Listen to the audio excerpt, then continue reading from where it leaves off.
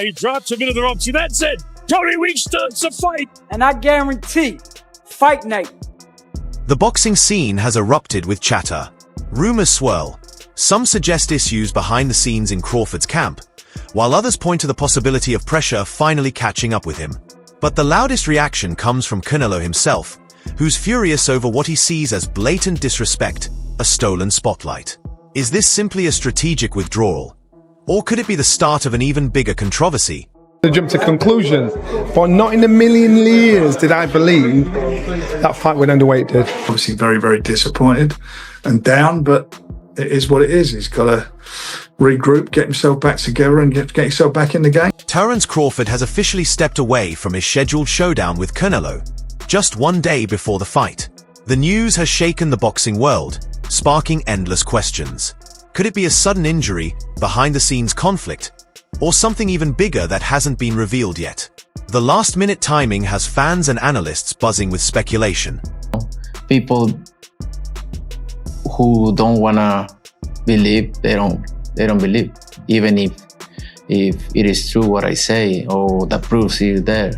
They wanna believe. Thing on your record that you wish hadn't happened. No. Even veteran voices like Johnny Nelson are left scratching their heads.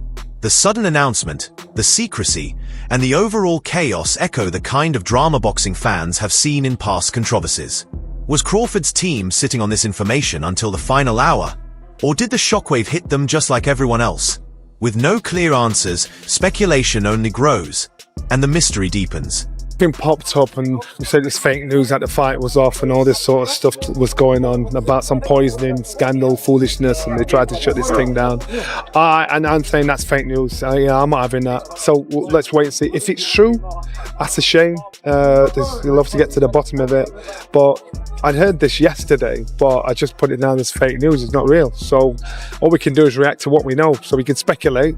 The noise around the situation is only intensifying. If there's any substance to these explosive rumors, many argue that Crawford doesn't deserve a second chance. No forgiveness, no excuses. Was this nothing more than misfortune, or the sign of something far more damaging? Demands for consequences are growing louder, adding yet another layer of uncertainty to an already chaotic saga. No matter what drugs you take, it doesn't make you a better fighter. It might make you stronger, it might make you fit. It doesn't make you a better fighter, and that's proof. You know, so until more news. Now the speculation has taken a darker turn. Whispers of a possible poisoning scandal. At first, fans brushed it off as wild gossip. But after Crawford's sudden pullout, many can't help but wonder if there's more truth than fiction in those claims. Is it just another baseless rumor? Or could a far more sinister story be waiting to surface? The tension around this fight is only growing heavier. Listen, I've always been strong on that. I've always been strong on the fact that I don't believe in giving them a second chance. You're basically saying, no 3 strikes and you're out. No 3 strikes and you're out. No. 1, you fail a test and gone ski. Absolutely, because I just believe then that moving forward, people would think twice about doing it. If they think, well, you know what, I'll get a second. YB Patreon summed it up perfectly. Boxing fans everywhere are frustrated. How can a fighter step onto the biggest stage of his career, only to walk away when the spotlight is brightest? Yes, injuries happen, but the timing feels far too convenient, and the explanations don't add up. Was Crawford truly sidelined by a setback, or did doubt creep in when it mattered most? Some even whisper that something in Canelo's camp may have rattled his confidence. Meanwhile, Canelo stands firm, healthy, focused, and demanding answers. Fans can't help but compare the two mindsets. One man prepared for battle, the other fading into the shadows. These blunt words capture the mood perfectly. Right now, the sport deserves clarity, and Crawford has yet to deliver it. I don't know exactly what is going on, and so I don't have anything to say right now. Canelo, I'm surprised, yeah. Teddy Atlas points to what sets Canelo Alvarez apart: the mindset of a true warrior. Canelo never ducks a challenge, never hides from risk. He actively seeks out the toughest opponents, and that hunger is what builds greatness. On the other hand, Crawford's decision to step away at the last moment paints a very different picture. Did he suddenly realize the jump in weight would expose his limits? Or was it simply nerves under the brightest lights? The contrast is impossible to ignore. One fighter chasing legacy, the other stepping back when it mattered most. Atlas has seen this sport inside and out, and his take echoes what many fans are already saying. Canelo is driven by history, Crawford by hesitation.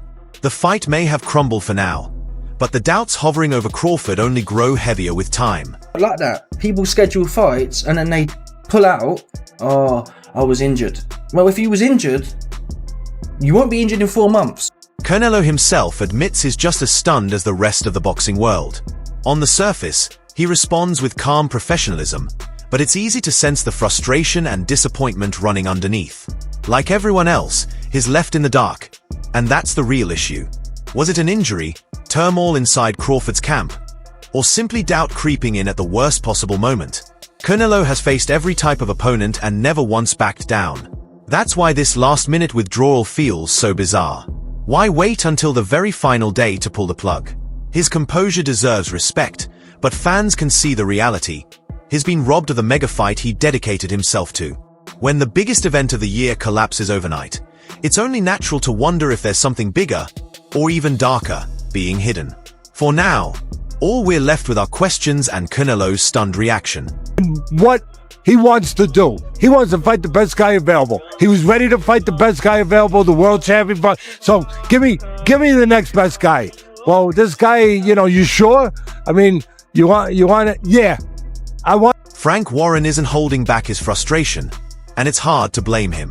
A fight of this scale involves millions poured into preparation. Training camps, sparring partners, nutrition teams, venues, and promotion. All of that investment goes up in smoke the second a fighter walks away. For Canelo's side, it's a financial nightmare, but for boxing as a whole, it feels like betrayal. Fans believe the hype, broadcasters committed resources, and now everyone's left with nothing. Warren's disappointment has rippled across the sport. This isn't just one man backing out, it's about accountability and respect for the game. Was Crawford truly forced out by unavoidable circumstances? Or did he fold under pressure when it peaked? The financial hit is massive, but the blow to trust and credibility may cut even deeper. That's why Warren's anger resonates. It's not just business lost, it's a wound to the heart of boxing itself. Will there be a moment where Crawford realizes that he's in over his head moving up to 168? It's gonna be a moment. In boxing, everything can happen, right? Do you believe you knock him out? Yeah, why not? I'm very focused on Crawford and nothing else. Dave Caldwell, however, isn't surprised, and that alone speaks volumes. He believes the build-up may have pushed past the usual boundaries. Trash talk is expected in boxing, but when things turn physical, it becomes a whole different game. Some are now suggesting Crawford's withdrawal wasn't just about injury or nerves, but a reaction to the mental warfare with Canelo. Did the fiery press conference crack his composure? Caldwell highlights that putting hands on a fighter's face crosses a dangerous line. And maybe that was the moment Crawford realized he was in over his head. Fans are left wondering if the pressure finally boiled over, forcing Crawford to retreat. Meanwhile, Canelo thrives in that chaos. His career has been built on high-stakes drama, and has never blinked when things got personal. If Crawford allowed the press room tension to dictate his choice, then many will believe Canelo had already claimed victory in the psychological battle long before fight night.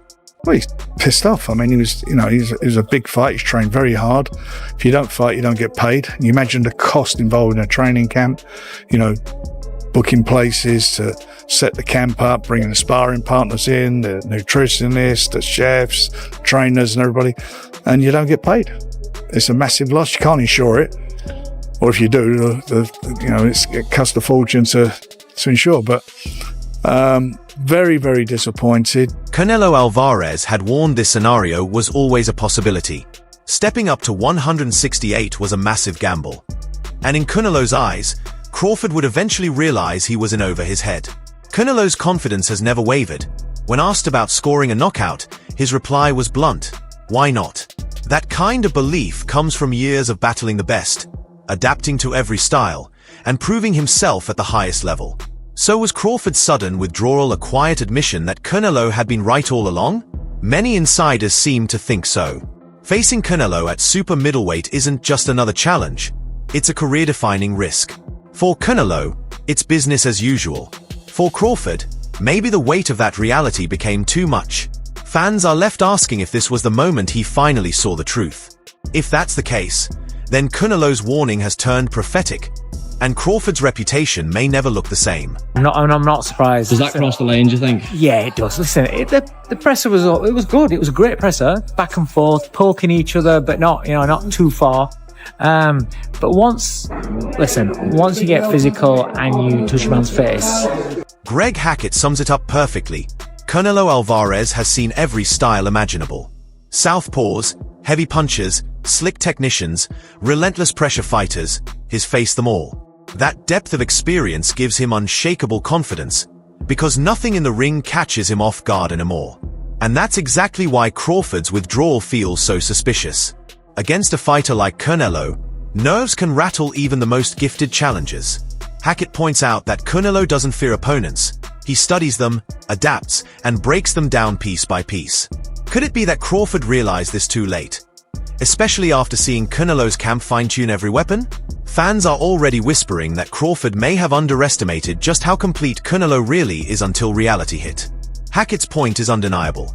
Stepping in against Canelo means battling not just a man, but the weight of decades of world-class experience. Maybe Crawford recognized that truth, and decided he wasn't ready to carry that burden under the brightest lights. Canelo likes to wait. It has to be all at Canelo's rate and pace. Right. He's not going to get that way with Terence Crawford. I just think Terence Crawford will outwork him, will pot shot him, and I think he'll win on points. And by the way, if I'm wrong and Canelo does defeat Terence Crawford as the first man to beat him, he deserves so much. At the center of this collapse sits one burning question. What truly pushed Terence Crawford to walk away just hours before the biggest fight of his career? Was it injury, turmoil behind closed doors, or the realization that stepping into Canelo's world at 168 was a risk too great to take? Canelo, calm but clearly frustrated, continues to carry himself like the consummate professional, prepared, disciplined, and robbed of the stage he fought to earn. If this fight is ever put back on the table, the pressure on Crawford will be crushing, because doubts about his mentality won't simply disappear. And if it never happens, fans will be left forever wondering what could have been. So I'll leave it to you. Are you backing Canelo, the proven champion, or do you believe Crawford has it in him to return and silence every critic? Share your take in the comments below. I mean, Jerron Ennis get from it being in with the elite, a guy who's prepared for everything. One thing you can't say about Canelo is that he hasn't seen something. Canelo seen southpaws, he's seen tall guys, short guys, slick fighters, he's seen bulls, he's been up against everything. So you get a world of experience with a guy like Canelo. You get a guy who's in full confidence with a guy like Canelo. So with that type of boxing, I would see Canelo really not worried about so much of what Boots trying to do to him, but really just paying attention to him. But then it's the same, like, I don't know, I can see Boots kind of like, I think the mindset for Boots will be not only to prove I can hang, but to also be trying to see what will come with it. Tony Bellew takes a more measured stance. He believes Crawford's activity and sharpness could have given Canelo problems. But even in his analysis, there's a revealing line. If Canelo were to beat Crawford, the credit would be immense. That single condition has fueled speculation. Did Crawford himself come to the same realization? That once Canelo set the pace, he'd be the one dictating the fight? Bellew points out Crawford might have scored with pot shots and work rate. But would that ever be enough against Canelo's relentless pressure and ring IQ? Many fans doubt it, and perhaps Crawford did too. Could that doubt explain his last-minute decision to walk away? Bellew's breakdown gives Crawford respect, but the truth is simple. He never showed up to prove it. Canelo remains ready, confident, and waiting. And if this matchup ever comes back around, the pressure will be doubled on Crawford, because now he carries the shadow of having walked away once before.